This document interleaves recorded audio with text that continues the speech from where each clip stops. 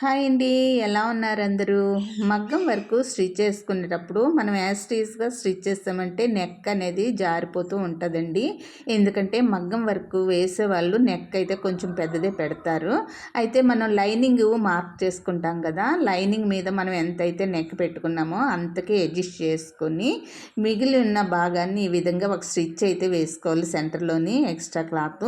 ఇప్పుడు లైనింగ్ మీద పిన్స్ పెట్టుకొని కదలకుండా నెక్ చుట్టూ కుట్టు వేసుకొని అక్కడక్కడ టక్స్ ఇచ్చుకోవాలండి. కట్ చేసి టక్స్ ఇచ్చుకున్న తర్వాత మరలా లైనింగ్ మీద పడేటట్టు రివర్స్ చేసుకుని ఒక స్టిచ్ వేసుకోవాలి. ఆ విధంగా స్టిచ్ వేసుకున్న తర్వాత ఇప్పుడు ఇది పూసల వర్క్ అండి. పూసల వర్క్ కాబట్టి నేను రివర్స్ చేసి ఈ విధంగా పూసల మధ్యలో నిడిల్ పెట్టుకుని పూసలు బ్రేక్ అవ్వకుండా ఈ విధంగా అడ్జస్ట్ చేసుకుంటూ నెమ్మదిగా స్టిచ్ చేసుకున్నాను. మీరు కూడా ట్రై చేయండి. Thanks for watching.